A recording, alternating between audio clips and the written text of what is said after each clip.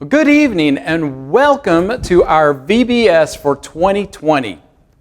Our theme this year is going to be Jesus, the living water, and we're going to talk about all sorts of things that Jesus did concerning water. We're so happy that you're able to join us this way, and I know that this is a little different than the things that we've done in the past, but I hope that the time that you get to spend with your parents doing the crafts and the projects that we've planned for you will be very fun and very edifying, so that you get an opportunity to learn a lot about these miracles that we're going to talk about.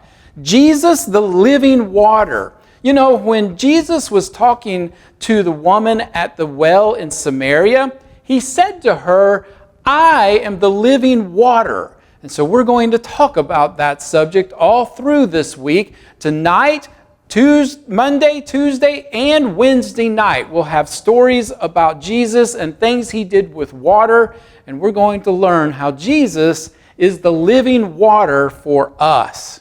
So the first one that we want to talk about, our topic for tonight, is going to be the wedding at Cana. John says in John chapter 2 that this was the first of the signs that Jesus did. So let's talk about that. Jesus has called some of his disciples. He's probably already got James and John. We know Philip and Nathaniel are with Jesus. Peter and his brother Andrew are traveling around with Jesus, listening to him teach, listening to him preach, and learning all sorts of things from him. And then there is this wedding in Cana.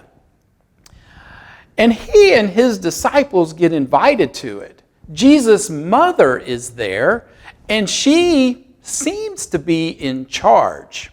So everything is going well. The wedding feast and all of the celebration is going along like planned.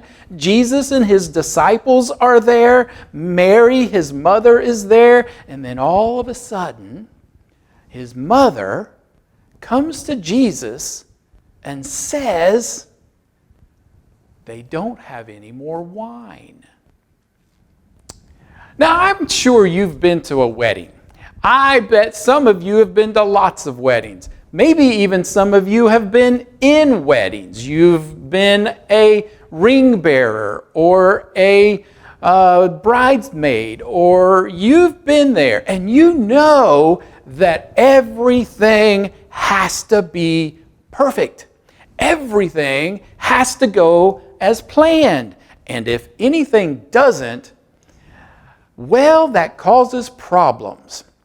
Someone, whoever is in charge, is always concerned to make sure everything does go along like it's supposed to. Imagine if you're at a wedding and all of a sudden they're serving the cake to everybody. They're cutting pieces and there's a line coming along and we run out of cake. That would be a disaster. That would be terrible. Somebody's going to have to run to the kitchen and get some more cake, or everything is going to fall apart. That's the way that Jesus' mother felt when she came to him and said, "Jesus, they're out of wine." Now Jesus looks at her and he answers and says, "Woman, what does that have to do with me? It is not yet my hour."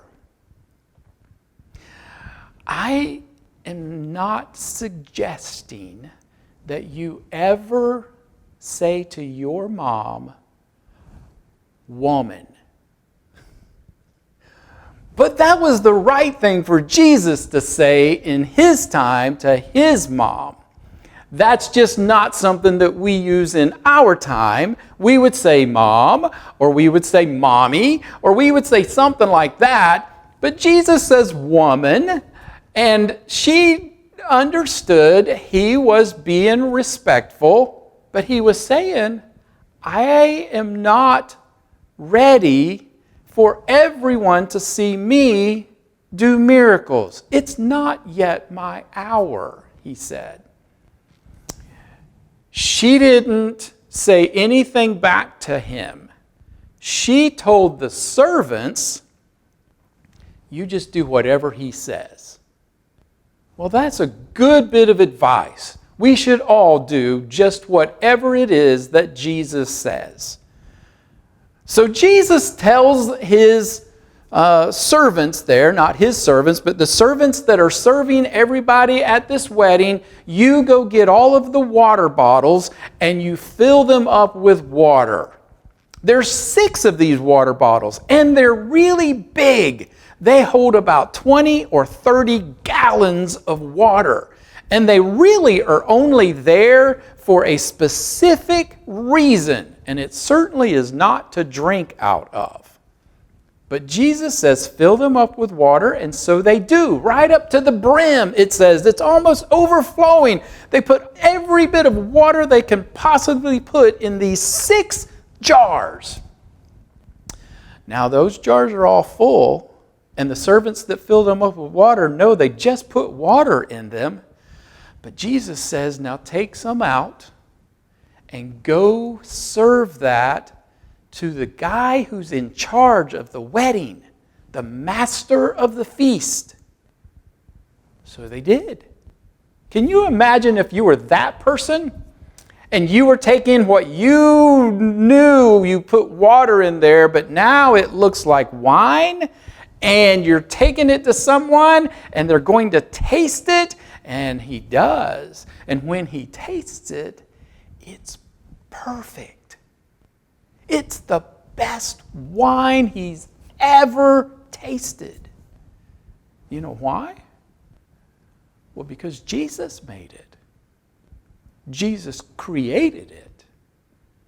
He changed water, which was plain, into wine, which was special. And it was so special, it was the best they'd ever tasted. And he says, why did you do this? Why did you save the best for last? Because that's not normal. But his servants knew where that came from. And also his disciples did. His disciples had watched him do that. And it says about his disciples that they believed. Not everybody at this feast knew it.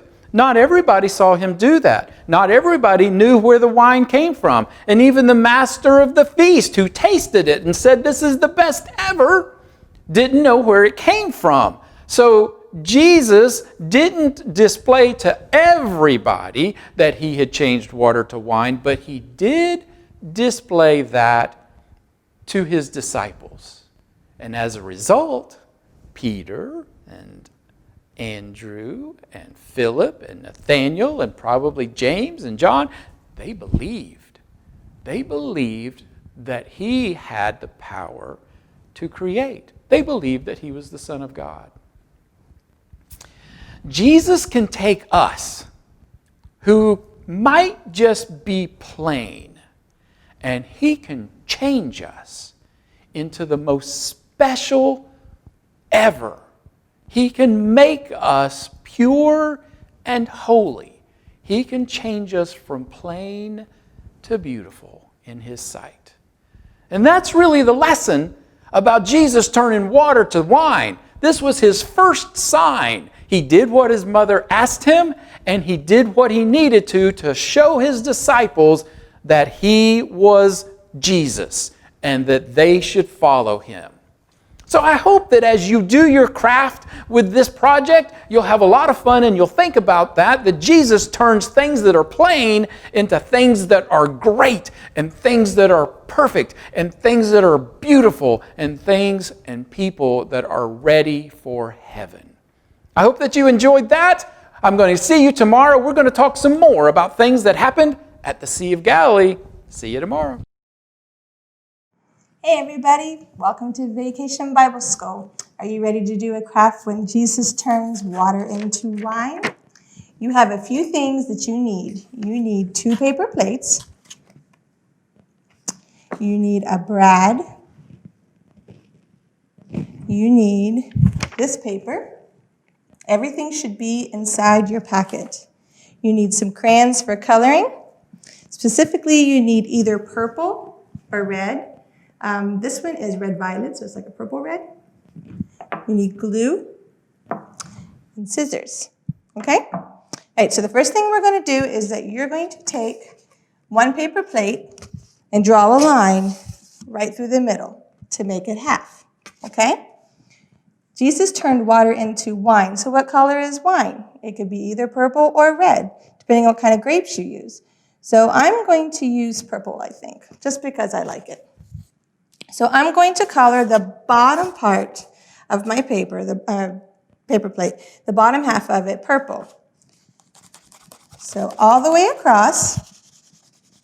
And if you don't get to finish putting it together, you can always go back and color it later.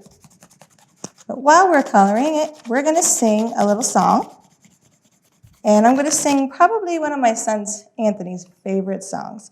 He loves What Happens If You Don't Read the Bible. And Miss Cindy likes to sing this song because Anthony likes to sing this song. It goes like this. Neglect your Bible, forget to pray, forget to pray, forget to pray.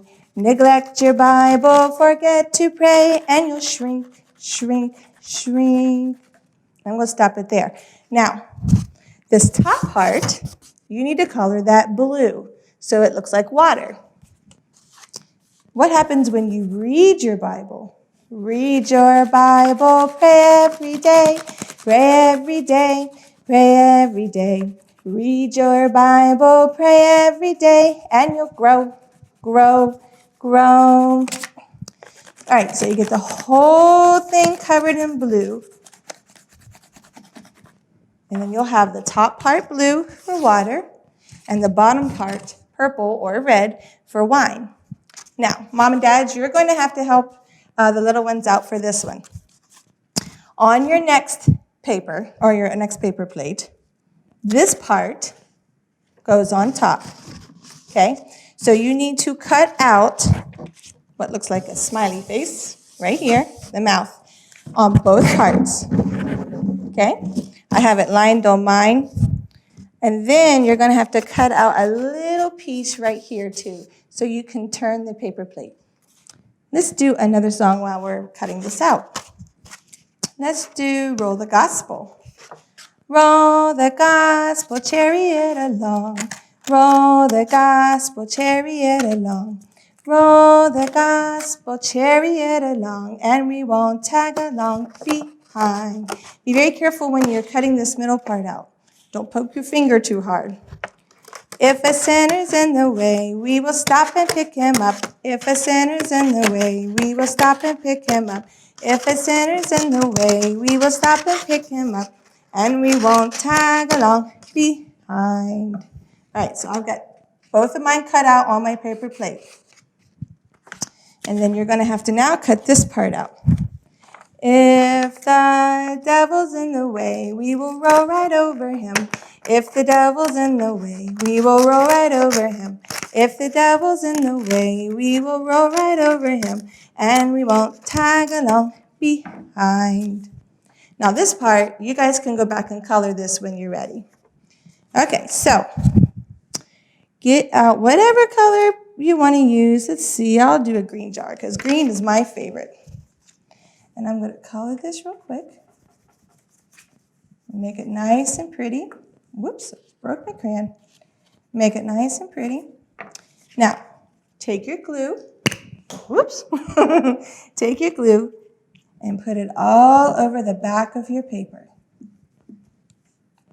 Make sure you have enough glue around the edges so it'll lay down. And then you're going to stick it on. You have to get this hole to match this hole. And just lay it right on top. Just like that. Okay? Now you have both paper plates. Take this paper plate, lay it on top, and it should be even. Now, your Brad, your little tiny piece, Mom and Dad, you might have to help them do this.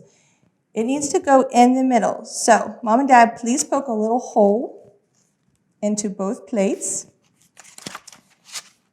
and push it on in there. Oh, mine's getting stuck. There we go. And then you're going to put it through the next hole, just like that. Now, how these work is in the back. You just have two little prongs, so you just push them both down like that. Make them flat. Now, when you turn this, you have the water, and Jesus turned it into wine, remember? So you turn it, and it turns into wine, just like that. I hope you enjoyed making your water into wine, and I will see you tomorrow for our next craft. Bye.